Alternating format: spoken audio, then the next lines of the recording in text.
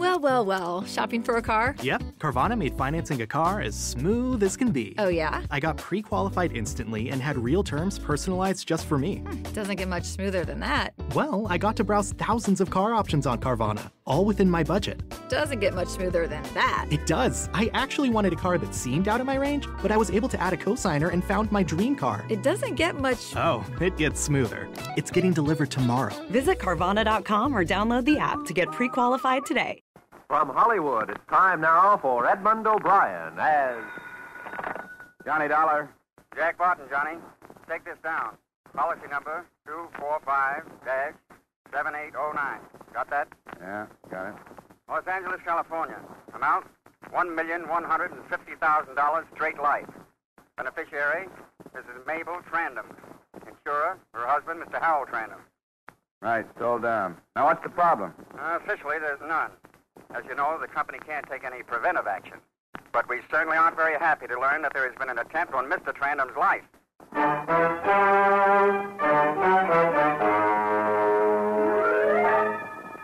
Edmund O'Brien in another transcribed adventure of the man with the action-packed expense account, America's fabulous freelance insurance investigator, yours truly, Johnny Dollar.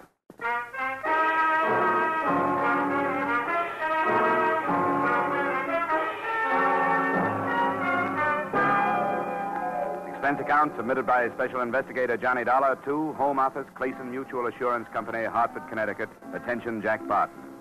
The following is an accounting, unofficial but very payable, of my expenditures during investigation, also unofficial, of the Harold Trandom matter. Expense account item 1, $250.67, transportation incidentals, Hartford to Los Angeles, and to the 2-acre Bel Air estate of the prominent coupon clipper, Mr. Harold Trandom. I presented my identification to the pert little maid who answered the door, was ushered through a portrait gallery and 2 living rooms to the terrace.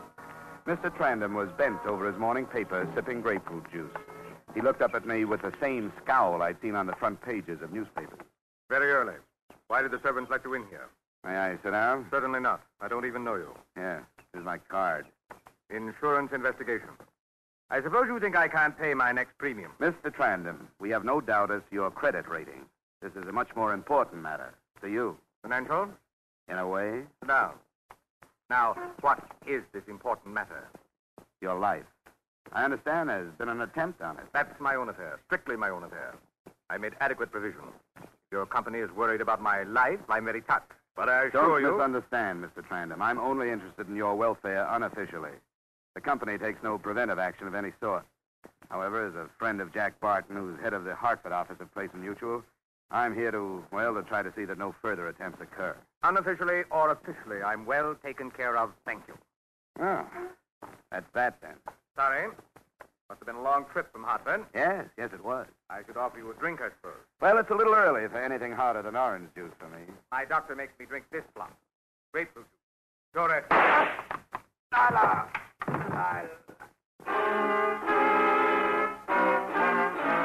Slumped over the table and slid to the floor, still holding his chest.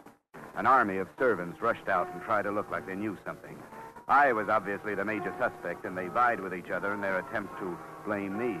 But nobody bothered to call 1 a hospital and 2 a policeman. Finally, one big guy, obviously a bodyguard, scooted everybody but me off the terrace and sat me down. He's dead. You didn't do it, did you? No. I didn't think so.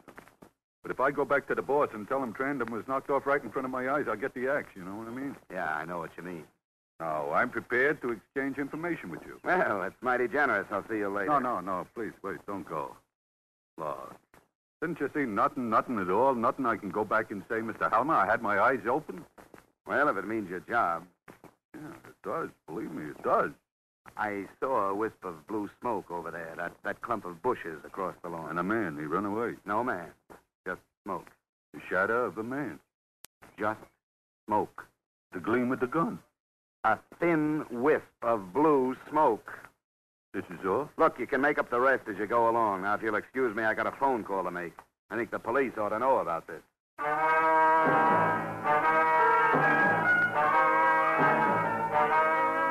When the sirens arrived, they examined the brush and found a few bent twigs among the straight ones. Nothing to go on. They set about examining all the servants, searching the house, but their efficiency got them nowhere. By the time they left, they had collected no information at all. The only thing they had succeeded in doing was to make Mrs. Mabel Trandom lock herself in her room for a good private cry. It was after the police left that I remembered the last word of Mr. Harold Trandom. Lila. Hating unsolved mysteries as I do, I knocked quietly at Mrs. Trandom's bedroom door instead of hopping on the next DC-6 for Hartford. Go away. Please, Mrs. Trandom, I'd like to talk to you. I don't want to talk to anybody. Go away. I'd like to talk to you about Lila. Who did you say? I'm Johnny Dollar. I'm with the What about Lila? May I come in? Thanks. Tell me what about Lila. Well, that's just what I was about to ask you. You're one of the detectives, aren't you? No, I'm an insurance investigator. Sit down. What did you hear about her? The last word your husband said was Lila. Yes, it would be. That's all he talked about. Breakfast, lunch, and dinner. Oh, I got a steady diet of her, all right. What did he say about her? Nothing. He just said Lila. I suppose his insurance money won't be paid now that he was murdered. The fact that he was killed won't interfere with the payment, Mrs. Trandom. The way it looks now, you'll get your money with very little trouble. Because that's all he left me, mister. Me and the Jesse Frederica rescue mission. Money. I've got a closet full of coats and so many dresses I run out of hangers, and I've got shoes piled to the ceiling. And if I wanted to go out, nobody was nicer than he was about it. He'd see that one of the boys from his office took me wherever I wanted to go. He was real good to me, mister. He picked me up in a cafe where I was working as a waitress. He picked me up and gave me all this. And still I hated him. Maybe I'd better go. No, don't go. I gotta talk to somebody. Insurance, huh? How much was it? $1,150,000. Pretty big tip for just a cup of coffee, wouldn't you say? He didn't have many friends, did he? Nobody, mister. Not a friend in the world. You could comb the city from one end to the other for somebody to say a nice word about him. The closer you lived with him, the more you hated him.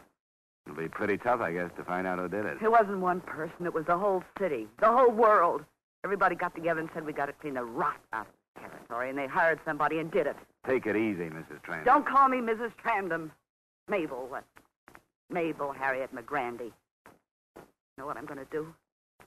How much did you pay for it? $1,150,000.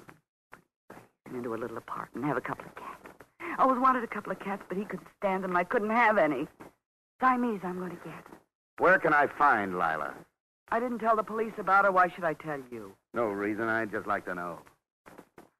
Lila Winning. She lives at the Village High Hotel. She's very lovely. Very refined. I suppose maybe she was the only one who liked him. Hey, when you get through there, come back and talk to me some more, will you?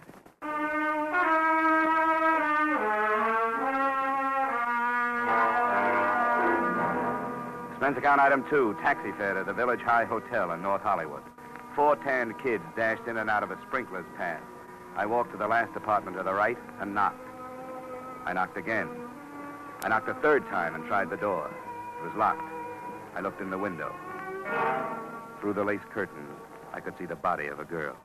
Her head lolled crazily to one side, and there was a small red dot on her temple. The police investigated. The bullet hole was the quick work of a .38. There were letters in the bureau drawer, letters to Harold Trandom. The sergeant who found them grabbed the nearest chair, propped his feet up on a stool, and settled down for a long day's reading. Hey, listen to this. How I die to have you put your arms around me again. Darling, you must know how much I miss you. You must know how much I love you. And then she takes it from there. All right, Sergeant. You've had your kick for the day. Dollar, you seem to be just about everywhere these days. Mabel Trandom gave me her address. She tell you anything? I gathered that Lila was the other woman in this mess. Only one left out of the 3. I think maybe we'd better pick Mabel up. She didn't have time to do it, Lieutenant. I was with her right up to 20 minutes ago. Would you swear to that in the courtroom? Yeah, I'd have to. In that case, let's look around. Thorough search, Sergeant. Room by room. Right, Somebody Lieutenant. hasn't heard. Right. I'll get it. Hello? No, she isn't right now. Who's calling, please? I see. No, I don't think she will. I'll tell her. Yeah, goodbye. Jesse Frederica Mission calling. We wondered if Miss Wenig was going to be down today. She hasn't been down since last week. The boys miss her. I bet they do all right. I understand she was quite a charitable girl, devoted a lot of her time to the down and outers. The Jesse Frederica Mission. Huh. See you later, Lieutenant. Where you going? Well, I think I've heard that name somewhere before. I'm going up another blind alley. If I pick up anything, I'll give you a ring.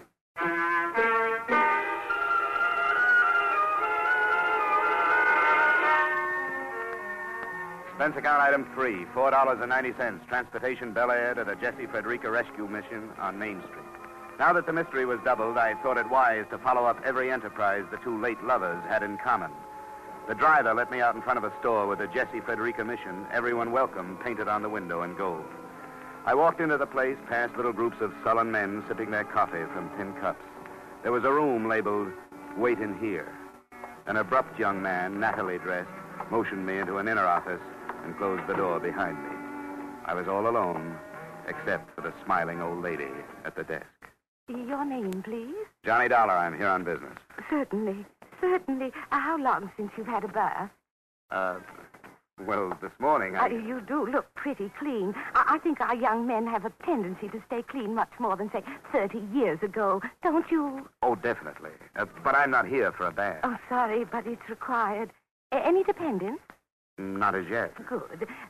Have you tried to get a job of any kind? The United States Employment Service?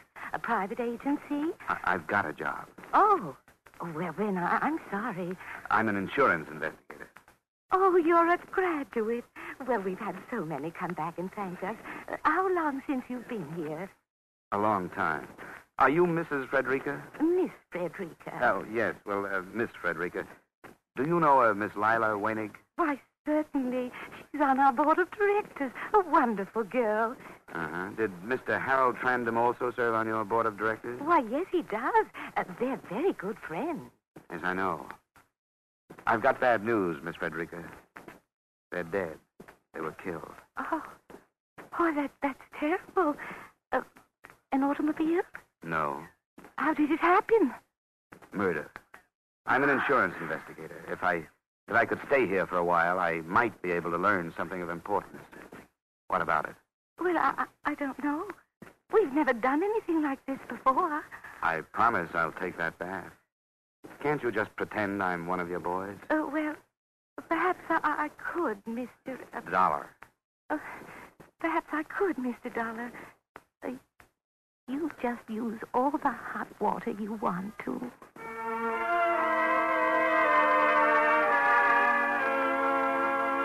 I found myself in the midst of a lot of confused men.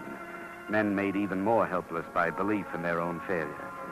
I hung around the rest of the day listening to their stories. Toward evening, I found myself reliving an imaginative experience with a little white-haired, stubble-chinned guy who had forgotten I was even around.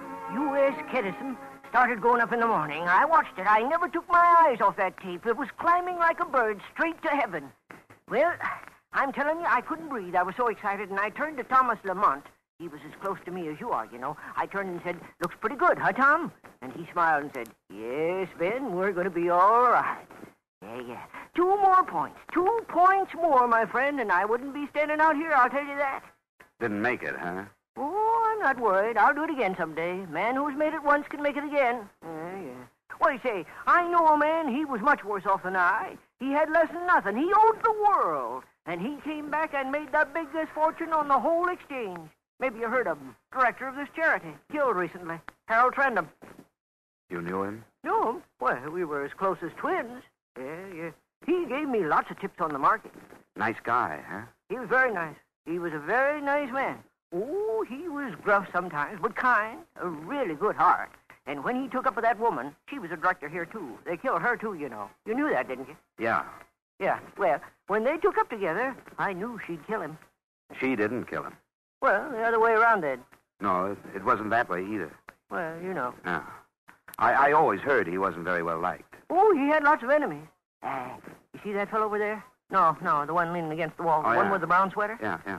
He hated him. Oh, that was a real big thing, that hate was. What's his name? Sanderson. Bill Sanderson. What happened was, years ago, they was partners, the two of them. Bill Sanderson and Trandom. Yep. Trandom did Sanderson out of his brokerage business and sent him down to Skid Row. I guess Sanderson was only one of many. Oh, sure, he had his enemies, Trandom did. But Sanderson, he was the one who introduced me to Trandom, you know. Sanderson hated him worse than anybody. Hated that woman of his, too. Lila, whatever her name was. Well, that's interesting, Ben. Oh, it's nothing. Why, I got stories that would make your hair curl.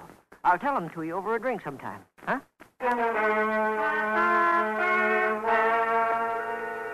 I had noticed Sanderson watching me out of the corner of his eye. He was a big man of indeterminate age, rolling a toothpick around in his mouth. I walked to the cafe down the street, had a bite to eat, and came back to the mission. A crowd was gathered in one corner, talking excitedly. I moved through to the front row and looked down. There was little Ben, lying dead on the floor. I moved back through the crowd and right into Bill Sanderson. Dollar, maybe you better come along with me. The sliver of shining metal in his hand convinced me to come along with him. There didn't seem to be a great deal of choice. He stopped me in front of a door 3 buildings down, opened it, shoved me in, and closed it again. Inside, it was not quite pitch black. I'm glad to meet you, Dollar. Any friend at Trandam's is a friend of mine.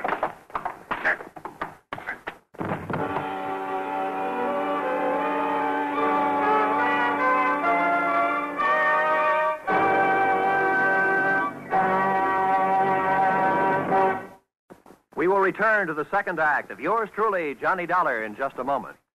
The radio audience has the chance to be a part of a quiz show. They can enjoy laughing along with the nation's top comedians, too. But Dr. Christian is the only dramatic show on the air which is actually written by the radio audience. Each Wednesday evening, over many of these same CBS stations, you hear Gene Hersholt as kindly, gentle Dr. Christian tell a story which has been sent in by a CBS listener. Here's your chance not only to enjoy a radio show, but be an actual part of that program by writing it yourself. Be listening each Wednesday evening when CBS presents Dr. Christian. And now, with our star, Edmund O'Brien, we return to the second act of yours truly, Johnny Dollar.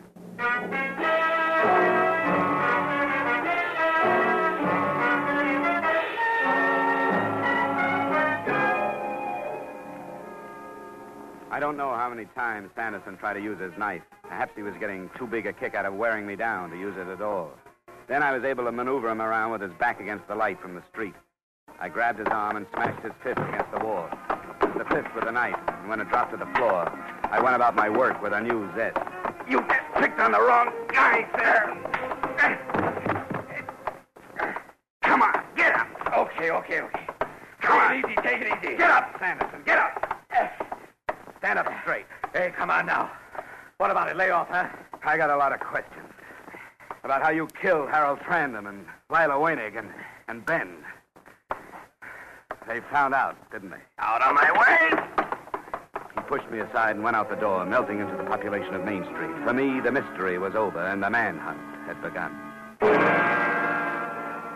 Got away, huh? Yeah, he played possum and I fell for it. Yeah, we got all the cars on the lookout. Too late to stake out the neighborhood. We'll get him. You can go on home. No, I'll stick around just for laughs. I've got kind of a personal interest in this case. So I see. It didn't do your face much good. I think I'll drop over to the widow's house. Oh, Mrs. Trandam? Yeah, she asked me to drop back to keep her company. With Sanderson on the loose, she may need more company than she thinks.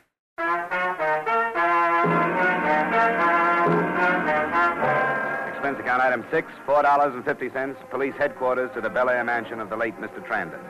As the cab pulled away, I noticed a familiar hulk standing on the stoop. It was the big bodyguard, and he ran toward me as if he'd just seen an old friend. Oh, mister, I'm so glad to see you again. You just don't know. Hadn't you better report back to the office? There are liable to be plenty more bodies to guard. I was fired. Oh, no kidding. He wouldn't even give me a chance to explain. Mr. Halmer, I said, mistakes happen. What happened to me could have happened to anybody. I really had my eyes open. I seen a big guy with a .38 revolver over 100 yards away, and he run for cover. I chased him all over the plantation and finally caught him. Look here. I even brought him a piece of the suit the guy wore. Recognizing a .38 from over 100 yards away didn't do your story much good. Yeah, you know, I thought about that later. Uh-huh. And that guy whose suit I tore is threatening to sue me. You made a good try. Yeah. Say, you don't know where I could maybe get another bodyguarding job, huh? Have you tried plumbing? The bodyguarding is the only job I know. I'm skilled. I'll tell you what, hang around with me for a while. What's the fee? Oh, no fee. You can use the experience. I'm sorry. I have my price. A man with your pride doesn't need a job. So long. Now, wait. You caught me desperate. 10 a day. I'll put it on the swindle sheet. What was your name? Max. Okay, Max. Get your foot out of that flower bed and come on.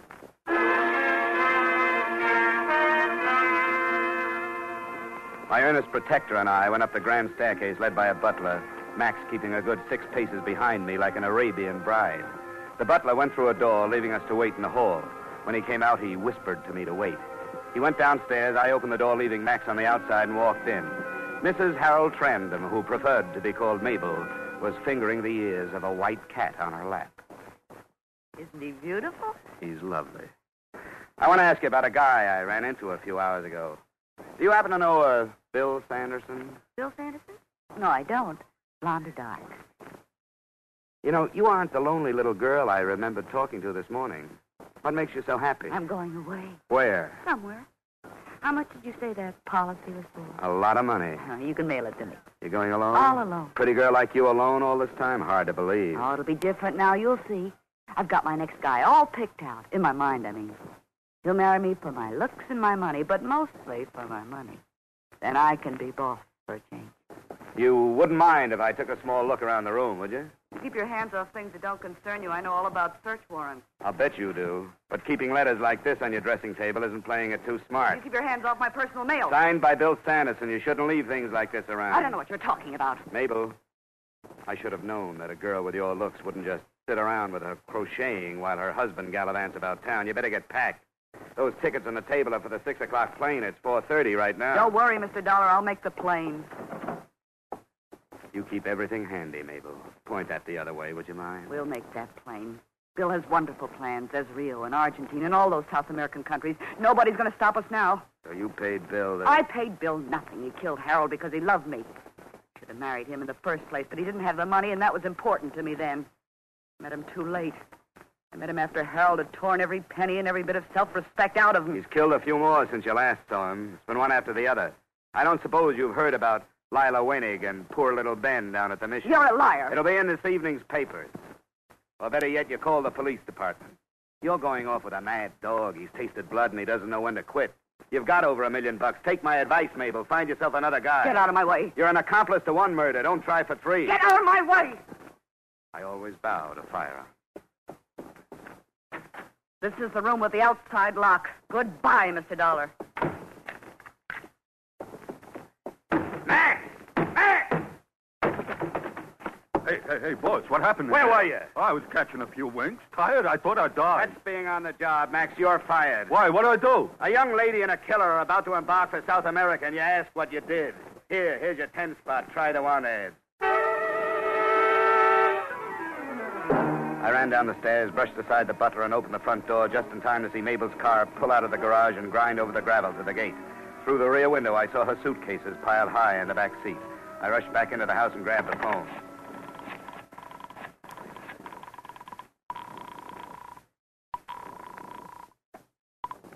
Vincelli, homicide. Johnny Dollar, Lieutenant. Listen, Mabel Trandom just left here in a big hurry. She had airplane tickets for Rio. The plane leaves at 6. She's picking up Bill Sanderson first, somewhere. Don't tell me she's in on her husband's death. Very much so. She knows I saw the tickets, so she may try another means of transportation. Better cover all the exits. Good work, Dollar. I'll get right on it. Say, Lieutenant, there are too many cab fares listed on my expense account. You haven't got a car you can spare. Sure thing. I'll send 109 right over.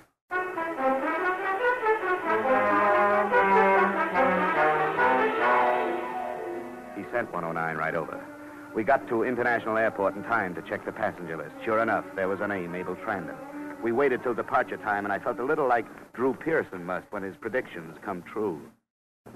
She didn't show, Dollar. I better check with headquarters to see if she's been reported at the railway stations or the bus depots. Smartest thing she could do now would be to pick up Sanderson and head for the border by auto. I've already sent out a roadblock notice. Well, your job is done, Dollar. Why risk your neck? This is one I don't want to just read about. And then there's the matter of $1 million policy. Before we're through, we might have to dig up the second beneficiary.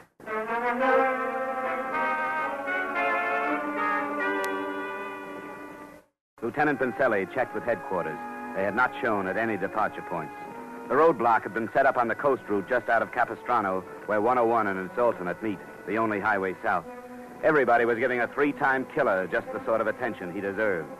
It was getting dark. The lieutenant and I sat in his car watching the roadblock. Okay, go ahead. This could be for nothing. Maybe they've decided to stay home. No, that's not for Mabel. She's pretty restless, likes to keep moving. I think they'll make a try for the border tonight. Hey, look up there. Somebody's pulling on a line. Yeah, he's turning off onto the shoulder. He's going to try to crash the block. Okay, let's go.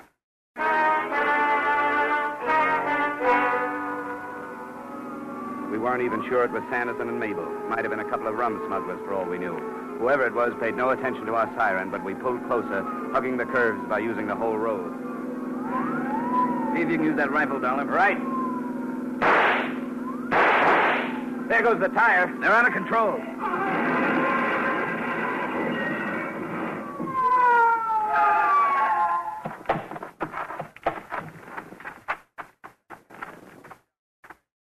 Is that the car? Yeah, that's it. Let's try to get this door open. No use, Lieutenant. Look inside. Yeah. Yeah, I better get on the radio.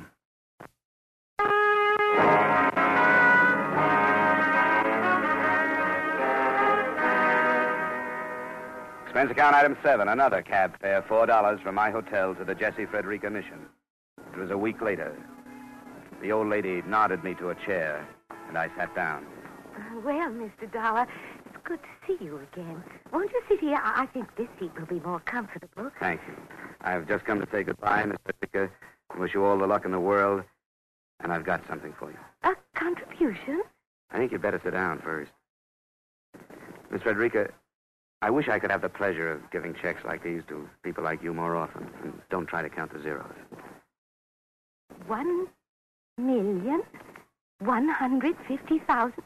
Oh, Mr. Dollar. It's from a guy named Harold Trandon. It's his way of giving back about 5% of what he should never have taken. I can't believe it. How did it happen? He named the Jesse Frederica Rescue Mission as a second beneficiary, and the first beneficiary is dead. Please excuse me, Mr. Dollar. I think I'm going to cry.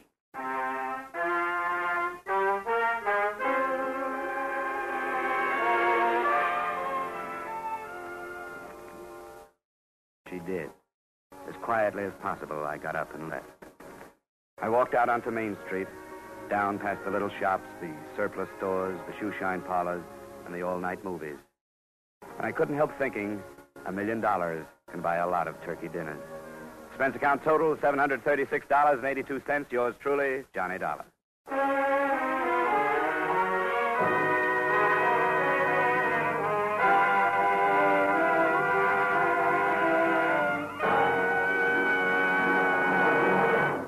Yours truly, Johnny Dollar, stars Edmund O'Brien in the title role and is written by Gil Dowd and David Ellis, with music composed and conducted by Leith Stevens. Edmund O'Brien can soon be seen starring in the Columbia Pictures production, The Los Angeles Story. Featured in tonight's cast were James Eagles, Ted Osborne, Ed Max, Gloria Blondell, Raymond Burr, Ida Reese-Marin, and Junius Matthews. Yours truly, Johnny Dollar, is produced and directed by Jaime Del Valle. Join us again next week when, from Hollywood, Edmund O'Brien returns in another transcribed adventure of... Yours truly, Johnny Dollar.